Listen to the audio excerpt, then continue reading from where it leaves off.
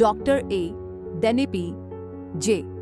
अब्दुल कलाम, जिन्हें missile man के नाम से भी जाना जाता है, भारतीय विज्ञान और प्रौद्योगिकी के क्षेत्र में एक प्रतिष्ठित नाम है। वे भारत के 11वें राष्ट्रपति थे और उनका जीवन देशवासियों के लिए प्रेरणा का स्रोत है। उनका जन्म 15 अक्टूबर 1931 को तमिलनाडु के रामेश्वरम गांव में हुआ था। वे एक साधारण परिवार में जन्मे थे। उनके पिता जैनुल आबेदीन, जो एक नाविक थे, और माता आशियम्मा एक गृहिणी थीं। शिक्षा और प्रारंभिक जीवन अब्दुल कलाम का बचपन बहुत साधारण था, लेकिन उनमें बचपन से ही कुछ अलग करने का जुनून था। वे बचपन में ही विज्ञान के प्रति आकर्षित हुए और गणित में अच्छे थे। उन्होंने अपनी प्रारंभिक शिक्षा रामेश्वरम के एक स्कूल से प्राप्त की। उसके बाद की शिक्षा उन्होंने तिरुचिरापल्ली और Madras institute of technology (MIT) से प्राप्त की। बाद में उन्होंने एरोस्पेस इंजीनियरिंग में स्नातक की डिग्री प्राप्त की। करियर की शुरुआत अब्दुल कलाम का करियर भारतीय अंतरिक्ष अनुसंधान संगठन (ISRO) से जुड़ा। उन्होंने 1960 के दशक में भारतीय अंतरिक्ष कार्यक्रम में योगदान देना शुरू किया। वे अग्नि और पृथ्वी जैसे मिसाइलों के विकास में प्रमुख रूप से शामिल थे।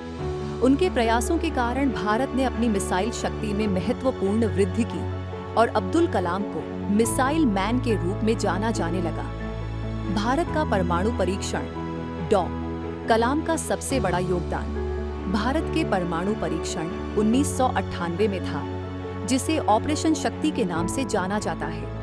उन्होंने इस परीक्षण के सफल आयोजन में प्रमुख भूमिका निभाई, जिसके बाद भारत एक परमाणु शक्ति बन गया। ये भारत के लिए एक ऐतिहासिक घटना थी और डॉ. कलाम को इसके लिए विशेष पहचान मिली। कलाम ने 2002 से 2007 तक भारत के राष्ट्रपति के रूप में कार्य किया। राष्ट्रपति बनने से पहले वे भारतीय रक्षा और अंतरिक्ष अनुसंधान के क्षेत्र में एक शीर्ष वैज्ञानिक के रूप में प्रसिद्ध थे। उनका राष्ट्रपति पद के दौरान कार्य जनता के बीच उनकी लोकप्रियता को और बढ़ा गया। वे सरल, सादा और आदर्श व्यक्तित्व के रूप में प्रसिद्ध थे। उन्होंने अपनी कार्यशैली से भारतीय राजनीति और शासन में एक नया दृष्टिकोण पेश किया। शिक्षा और युवाओं के प्रति उनके विचार डॉ. कलाम को बच्चों और युवाओं से विशेष लगाव था। वे हमेशा युवाओं को प्रेरित करते थे कि वे अपने सपनों को साकार करने के लिए कठिन परिश्रम करें। उनका मानना था कि अगर युवा अपने लक्ष्य के प्रति ईमानदारी से काम करें, तो वे किसी भी समस्या का समाधान ढूंढ सकते हैं। उन्होंने विंग्स ऑफ फायर और इंडिया 2020 जैसी किताबें लिखी, जो उनके विचारों और जीवन की दिशा को दर्शाती हैं। कलाम का निधन 27 जुलाई 2015 को हुआ, जब वे शिलांग में एक कॉलेज में विद्यार्थियों को संबोधित कर रहे थे। उनके निधन से पूरे देश में शोक की लहर दौड़ पड़ी, लेकिन वे हमेशा अपने कार्यों और विचारों के माध्यम से हमारे दिलों में जीवित रहेंगे। A.P.J.